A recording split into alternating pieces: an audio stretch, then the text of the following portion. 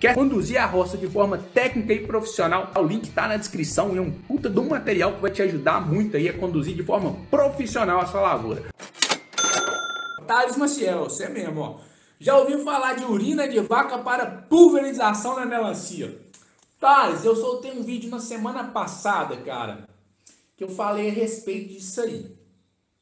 Eu vou falar por mim, tá, cara? Eu não sei conduzir roça com esses tipos alternativos de manejo. Não vou falar que não funciona, não vou falar isso não, porque eu não domino, não entendo dessas paradas.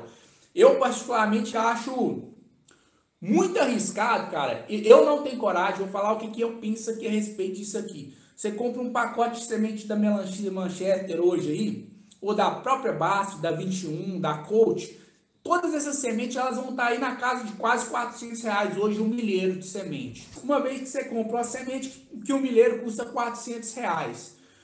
Um saco de MAP hoje purificado está custando R$350 nas lojas. Um saco de cloreto de potássio está mais de 300 conto. Então, o custo extremamente elevado. Já está um custo altíssimo para se produzir. Daí a gente pega e expõe um valor desse, um investimento desse aí, a um manejo que não te dá garantia, cara, pra mim, é arriscado demais, entendeu? Então, eu prefiro não correr esse tipo de risco, tá bom? Eu opto por não correr. Inclusive, eu fiz um vídeo na semana passada aí, de um camarada aí que, até conhecido meu esse aí, na verdade, aí, a gente não citou o nome dele não, mas a verdade é o seguinte: como que você faz a condução de uma roça cara dessa forma aí e vai garantir a sanidade da roça aí usando suco de mamona, cara? Não dá, é arriscado demais. Então, se quer começar a testar esses tipos de manejo, eles têm que ser testados de verdade, cara. Então você faz o seguinte: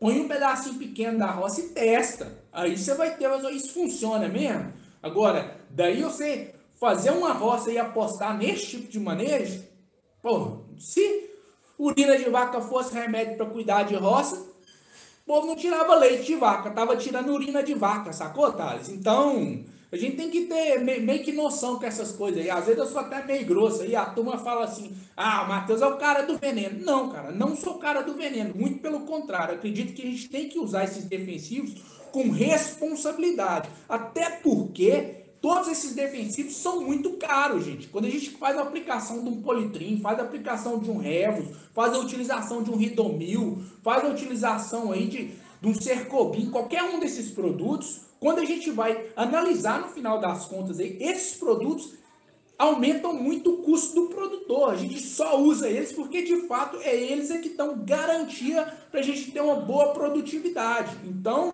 a gente tem que ter isso muito claro na cabeça. Não é que eu sou contra a utilização de biológico, muito pelo contrário. São extremamente bem-vindos tudo que for vir para baratear o custo de operação do produtor. É bem-vindo pra gente. Eu sou produtor igual todo mundo aí. Eu sei quanto custa cada litro de remédio que eu passo na roça. Então isso aí é muito importante deixar claro.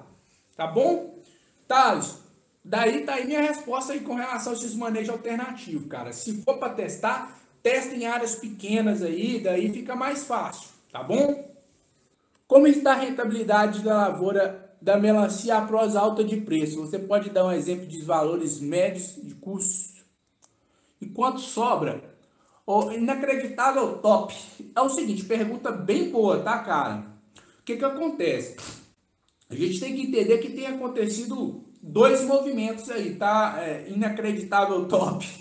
É o seguinte, de fato os preços subiram tudo, mas acaba que o preço no mercado também acompanhou essa subida de modo geral. Todos os preços, não subiu só o preço da gasolina, tudo subiu junto, porque não tem coisa, uma coisa puxa a outra. Contudo, não subiu a ponto de falar assim, ficou mais rentável plantar melancia agora. Não dá pra gente falar isso não, tá? Isso é importante a gente destacar. Na verdade, o que está acontecendo é o seguinte: o mercado acaba que vai selecionando. Muita gente que plantava de forma muito aventureira, essa turma vai saindo do mercado. Por porque ela não consegue plantar mais, porque na verdade o que acontece? Se você plantar sem um nível de técnica, você não consegue ter produtividade. Se não tem produtividade, você não tem rentabilidade. Em especial em um mercado que os preços estão tão elevados, está inacreditável. Então, o que eu teria para falar é isso aí. Os produtores que estão tendo rentabilidade ainda são os produtores que têm conseguido atingir aí produtividades aí acima de 45 toneladas. Abaixo de 45 toneladas aí, dificilmente o produtor consegue ter bons níveis de rentabilidade aí. Lembrando que eu estou falando sempre aí para plantios mais comerciais, tá? É inacreditável. É importante destacar isso aí. Porque muitas das vezes tem um produtor que ele é pequenininho, que ele planta mais, não é nem de subsistência, eu falo que é um produtor pequeno mesmo, que ele planta de um modo que não seja tão tecnificado como quem planta em nível comercial. Aí o cara acaba conseguindo reduzir os custos dele, embora ele não, como que eu vou explicar? Ele não consiga ter altas produtividades, ele vai ficar batendo ali produtividades ali de 30, 35, até 20 toneladas muitas das vezes, ele consegue vender para o consumidor final, na verdade. Era isso que eu queria, essa que é a palavra que eu queria achar. Muitas das vezes o cara tem uma produção pequenininha, ele produz com um nível tecnológico bem mais baixo, ele não atinge altas produtividades, mas ele não entrega o produto dele num Ceasa, por exemplo, porque a gente tem que entender isso aí, que são comércios completamente diferentes. Ele vai entregar direto para o consumidor final. Aí, embora ele não tenha alta produtividade, ele também não tem um custo tão elevado para a produção, ele consegue vender a mercadoria a um preço mais alto, que ele está vendendo direto para o consumidor final. Então, tem essas duas vertentes aí de produtor. Não sei se eu consegui ser tão claro, mas depois manda mensagem para mim no Zap aí, que a gente vai trocando uma ideia, que a gente pode trocar bastante figurinha a respeito desse assunto aí, tá bom? Inacreditável, porque de fato, a sua pergunta é muito boa, mas eu não posso extrapolar o que eu falo, a rentabilidade de um produtor para a maioria geral. Isso aí vai variar muito de acordo com as condições de cada produtor. Até porque, para quem está no mercado da melancia aí sabe que o preço de hortifruti, de modo geral, é extremamente variável, ele oscila muito. Então, quantas vezes aqui que eu já iniciei a colheita na roça aqui com melancia de R$1, daí 2, 3 dias ela pula para 80, daí a pouco já está 60 e daí a pouco você está vendendo de 50, tá? Isso aí aconteceu diversas vezes aí, perdi as contas e assim, já estou vacinado. Sei que nas próximas lavouras vai continuar sendo dessa forma, porque é uma característica do mercado de hortifruti. Então, a gente tem que estar atento com relação a isso aí também. Posso plantar sementes tiradas na roça e plantar sementes? Deixa eu ver aqui, não entendi essa pergunta não. Peraí, posso plantar as sementes tiradas nos frutos da roça? Eu acho que ele está perguntando aqui é o seguinte. Se eu posso tirar, é de Carlos Miranda, se ele pode tirar ali a semente da própria melancia da roça. Bom, é parecida, eu já até falei alguma coisa parecida com isso hoje aqui, tá, pessoal? Então é o seguinte, poder você até pode, de Carlos, mas é o seguinte, você acaba perdendo a genética ali. Vamos supor que você plantou ali uma melancia, uma Manchester aí, que é muito comum com o pessoal da Manchester. Você vai lá, tira, pega comprou a sementinha, o pacote de semente da Singenta ali, comprou 1000, tirou a roça, você separou lá 100 das melhores melancias que você tinha na roça e tirou a semente delas e vai replantar. Você pode fazer isso. A questão é que você acaba perdendo algumas características de genética da planta. Isso aí a gente precisa deixar muito claro. O que garante para a gente aí uma padronização na roça, um dos primeiros fatores é justamente a gente conseguir garantir uma boa genética. Por isso essas sementes são tão caras, que elas conseguem garantir para a gente alguns padrões de germinação, padrão de produtividade, padrão de qualidade de frutos, uma série de garantias, por isso essas sementes são tão caras. Quando a gente tira aquela semente ali, a gente começa a perder essas características, ou seja, não quer dizer que ela não vai produzir, mas uma coisa é fato, ela não produz igual a semente de primeira geração, porque você não tem mais aquelas garantias genéticas ali. Então, aí você começa a perder a padronização da roça, aí aquela aquela semente que você comprou inicial, que ela vinha, que tinha uma germinação acima de 95%, numa F2, aí você já vai ter uma germinação de 80%. Fora a germinação que já não é tão boa quanto a da F1, você tem uma perda na padronização dos frutos, ou seja, aquela roça que você tirava frutos balizados ali de uma primeira cata ali de 18 quilos, na F2 você vai conseguir uma segunda panha aí, talvez de 15 quilos. Pessoal, obviamente isso varia muito de manejo, varia de uma série de fatores. Eu estou só ilustrando aqui o que acontece quando a gente começa a perder essas características de garantia genética.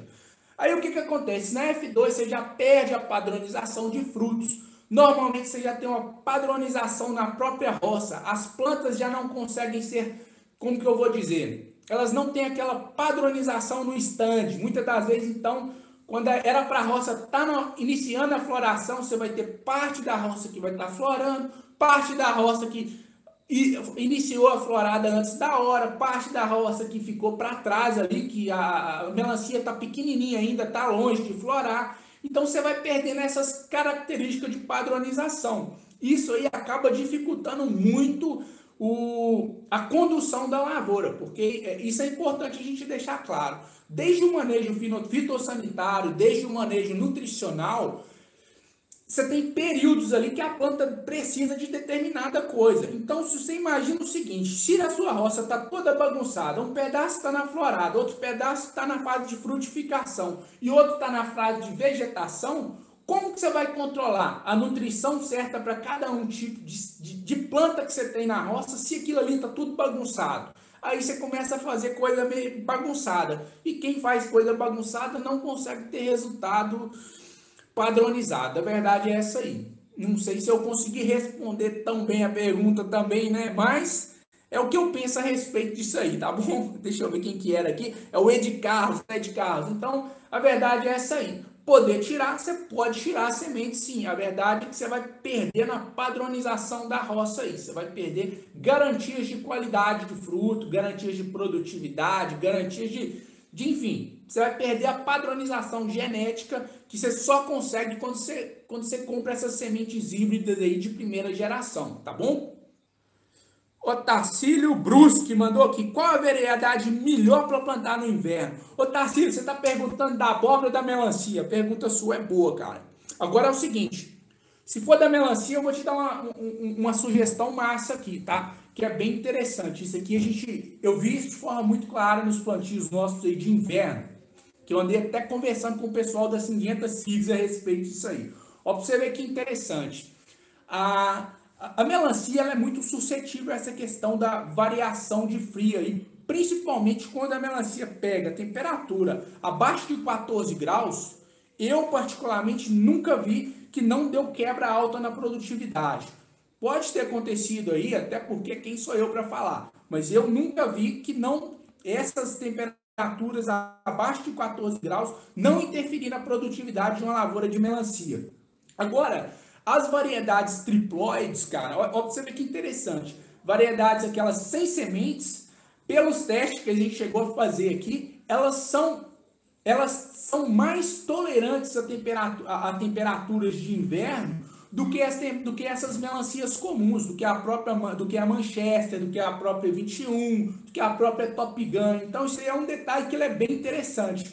Aí quando você vai estudar um pouquinho melhor isso aí, você percebe que essas variedades triploide, a maioria delas são de origens japonesas ali. Então, até em função das condições de temperatura do Japão para cá, né, onde que essas melancias foram desenvolvidas, então, quando a gente aplicou elas aqui em condições de inverno, essas variedades não é que elas foram mais produtivas do que as outras, tá? Mas elas foram mais tolerantes. O que eu quero dizer com relação a isso aí?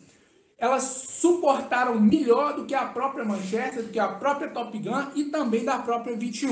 Então isso aí é um detalhe que eu acho que é importante e talvez possa te ajudar em alguma coisa aí, tá, Otacílio?